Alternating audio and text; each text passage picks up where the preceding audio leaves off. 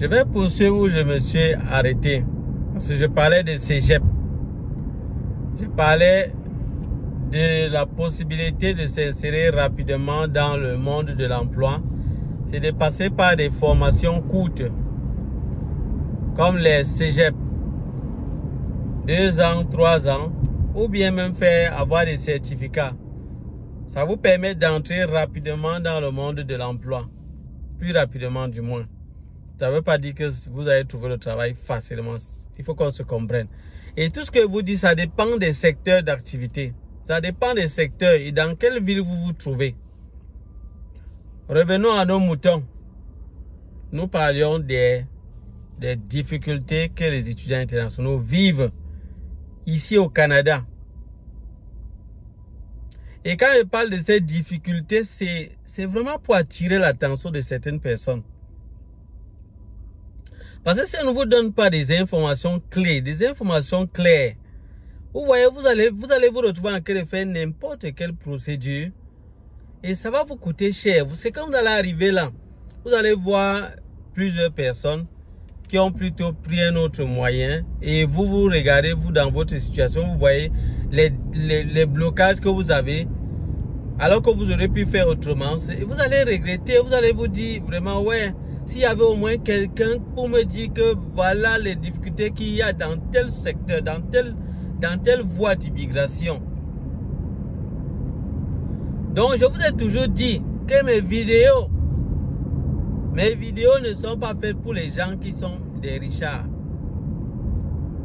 Donc les gens qui sont là, ils ont déjà suffisamment d'argent et tout. Vous savez, parmi les étudiants internationaux qu'on a ici, il y a plusieurs qui sont les enfants des ministres, des présidents et des gens qui ont vraiment bourrement de l'argent dans les pays là. Vous le savez très bien. Moi, je m'adresse ici aux enfants de pauvres. Aux enfants, des gens peut-être pas pauvres, peut-être, mais aux enfants de familles moyennes. C'est-à-dire, pour pouvoir faire voyager l'enfant, parfois il y a des cotisations qui sont faites dans toute la famille. Je dis rien que pour faire voyager l'enfant, pour venir faire des études. Parfois, ils font des cotisations dans toute la famille. Parfois, le père ou la mère, ils sont obligés de vendre les terrains, vendre des maisons, juste pour que l'enfant voyage. C'est à ceux-là que moi je m'adresse. Parce que je vois certaines personnes ici qui sont étudiants internationaux et qui viennent des familles vraiment assez riches. Quand ils viennent voir mes vidéos, je sais en quel par là, ils disent même de quoi il parle, ce monsieur-ci. Donc ça dit, ils ont l'impression que je délie.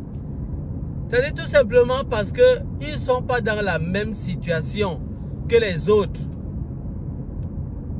Et ils ne veulent pas qu'on parle des difficultés, ils ne veulent pas qu'on parle de ça. Parce que peut-être ils ne vivent pas ça. Non, mais si vous vivez une autre réalité, laissez qu'on parle de ce que d'autres vivent également. Donc vous croyez que je parle pour rien? Je ne parle pas pour rien, je parle sur des faits concrets. Oui. Mais c'est grave. Les étudiants internationaux souffrent au Canada. Ils souffrent énormément. Alors avant de décider de vous engager à prendre cette décision, vous qui êtes des familles vraiment modestes, moyennes, vous décidez plutôt que vous voulez suivre cette procédure, allez venir ici comme étudiant international, sachant que vos parents n'ont même pas assez de moyens financiers vraiment et tout. Réfléchissez au moins 1000 fois avant de prendre cette option. Si vous avez d'autres options, je vous conseille de passer par ces autres options. Comme la résidence permanente par exemple. Ça ne veut pas dire que vous serez épargné des difficultés, mais au moins, vous serez dans une situation différente.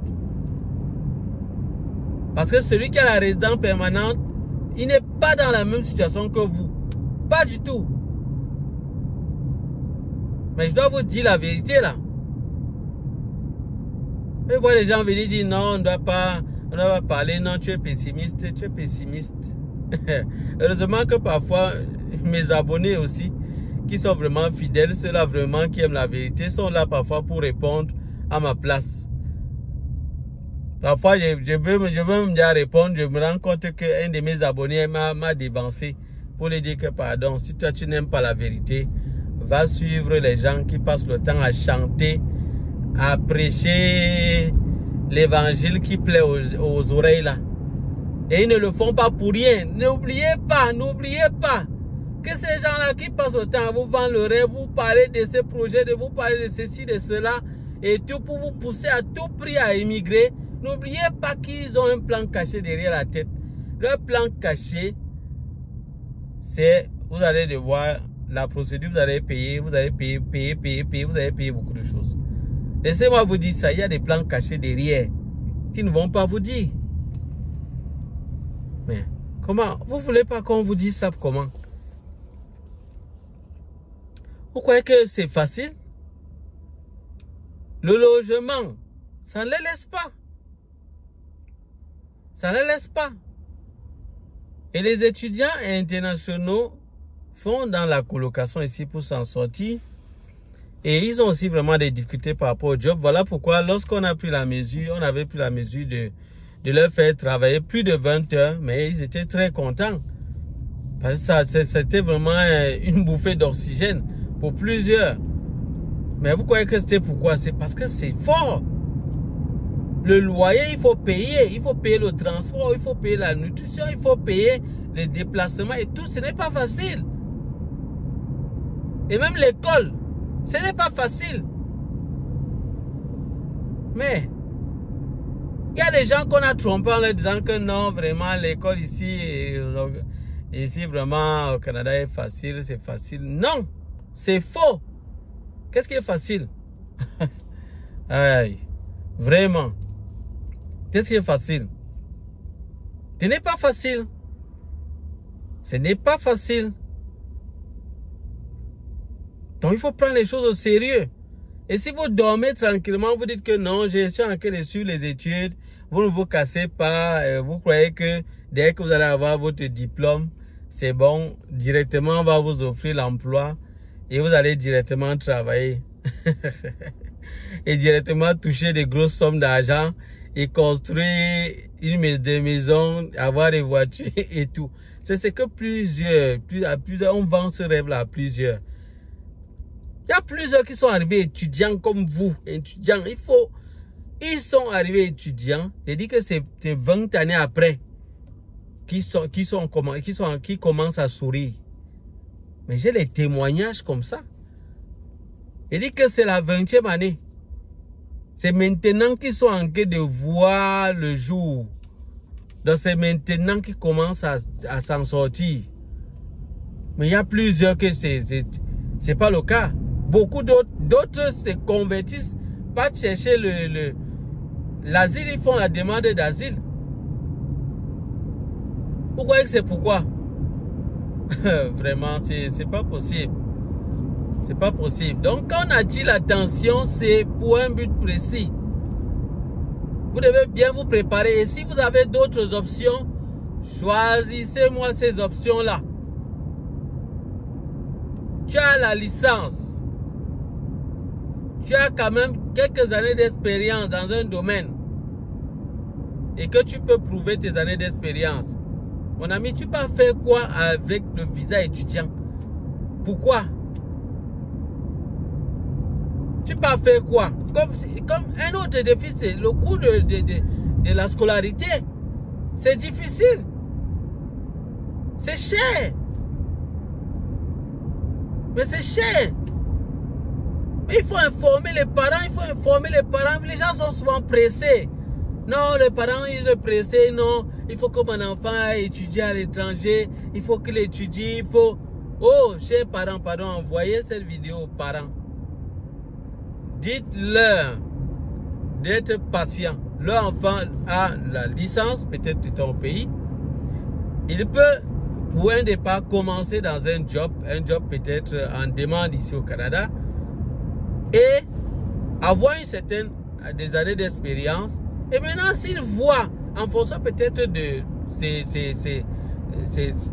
que lui veut avoir, ce qu'il veut obtenir, en fonction de ses désirs, de ses ambitions, il peut maintenant décider de venir au Canada.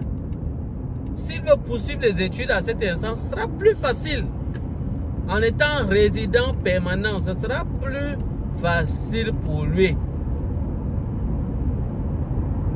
Voilà déjà l'un des impacts de ce message. Parce que les parents ne savent pas ce que leurs enfants sont en train de subir ici. Et d'autres filles sont en train de se prostituer ici. Étudiants internationaux. Pourquoi? Parce qu'ils n'ont pas les moyens, ils n'ont pas les ressources. Mais vraiment, les filles qui décident de se prostituer ici au Canada, moi je vous dis, ce n'est pas la solution. Ce n'est pas la solution. S'il vous plaît. S'il vous plaît, ce n'est pas la solution. C'est comme ça que vous voyez plusieurs se retrouvent dans des relations et tout cela. Vraiment pas normal. Juste parce que elles veulent avoir quelque chose pour pouvoir vivre. Non. Allez travailler. Allez travailler. Cherchez le job. Cherchez le job. Et vous êtes déjà dedans, vous allez continuer, donc battez-vous. Donc moi je vous dis beaucoup de courage. Voilà pourquoi j'ai commencé ma vidéo. Si vous regardez bien, j'ai commencé ma vidéo, la vidéo précédente. Je vous ai dit, j'ai commencé à dire que si vous voyez quelqu'un qui est étudiant international, il est ici au Canada, il vous dit qu'il est étudiant international, s'il vous plaît, ayez pitié de lui. Ayez beaucoup de compassion envers lui. Ne soyez pas dur envers la personne parce que ce qui souffre ici, vous ne pouvez pas imaginer ce qui souffre. Comment pour faire mélanger les études, parce qu'ils sont obligés parfois de faire ce qu'on appelle le travail à temps partiel. Mélanger les études au travail, comment c'est difficile, vous ne pouvez pas savoir comment. C'est pénible. Il y a des devoirs qu'on leur donne à tout moment et qu'ils doivent rendre et ça compte. En dehors de ça maintenant, il faut vraiment se battre au job à faire quand même le travail normalement. Et c'est pas facile. Parce que c'est épuisant. Moi je veux vous dire, c'est pas parce qu'on vous paye très peu. Peut-être il y a des gens qui payent 15 $ ou 17 ou 16 $ à l'heure. C'est pas parce qu'on vous paye à ce bas prix que ça signifie que la personne ne va pas faire grand chose. Il va beaucoup travailler, souffrir. Avant de finir maintenant pour aller dans ces cahiers. Mais vous croyez que c'est facile? Il y a certains étudiants qui travaillent ici pendant la nuit. Toute la nuit. Et ils se lèvent à 7 h. Et c'est à 7 h qu'ils... Non, qu'est-ce qu'il dit? Il se lève à 7 h. C'est à 7 h qu'il finit le travail. Il rentre chez lui. Et il a cours à 8 h 30. Vous comprenez ce qu'il dit? Il a cours à 8 h 30, il finit le travail à 7 h ou 7 h 15. Il arrive chez lui. Donc le temps de s'apprêter seulement rapidement, il repart à l'école. Donc il doit aller maintenant fréquenter. Il doit aller fréquenter comme ça peut-être jusqu'à 15 h 30 à l'école. Il rentre maintenant, souffler un peu, chercher ce qu'il va manger. Chercher ce qu'il va manger. Et dès qu'il mange, il va se reposer juste un peu, prendre maintenant ses cahiers, essayer de lire ce qu'il peut lire pour faire quelques devoirs. C'est le jour, parfois c'est un week-end où il n'y a pas vraiment certains cours qui sont programmés. C'est là où il profite parfois pour pouvoir apprendre. Et parfois il apprend même étant au job, à son heure de pause. Mais vous croyez que c'est facile? C'est difficile. Mais il faut qu'on vous dise ça. Les gens sont là, non, vraiment, il ne faut pas être pessimiste. Ouais, mais vous êtes libre, hein. Vous êtes libre de dire ce que vous voulez. Ça fait partie, c'est normal. Il y a la liberté d'expression. Ce n'est pas moi qui vais vous empêcher de vous exprimer. Moi, je dis ce qui est là cru, de manière crue. C'est que les gens sont en train de dire tout bas. Moi, je le dis ouvertement. Et ça va aider ceux que ça peut aider. Ceux qui ont des oreilles pour entendre. Oui.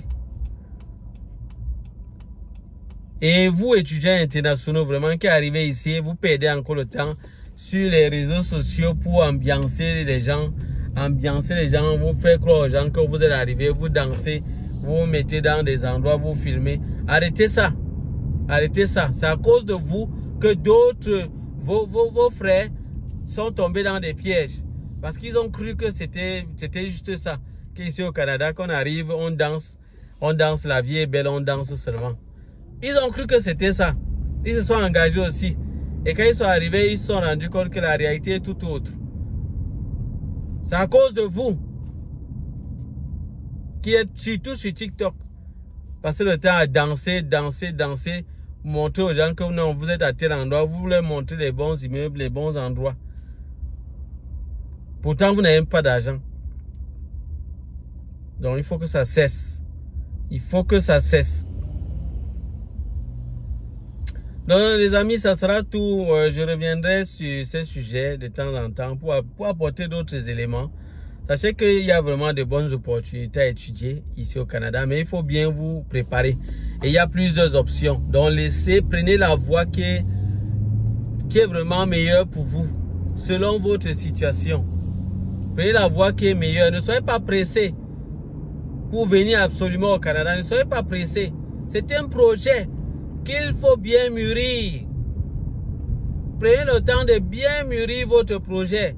Là, vous n'allez pas échouer. Pourtant, si vous êtes pressé, vous allez faire partie de ceux qui ont échoué ici au Canada. Il y a un cimetière ici au Canada. Des gens qui ont échoué. Donc, on va aller vous enterrer là-bas en mettant que voici encore le 1 milliardième ou bien la 1 milliardième personne à avoir échoué ici au Canada. On va aller vous mettre là-bas, on va écrire ça sur votre tombeau. Oui.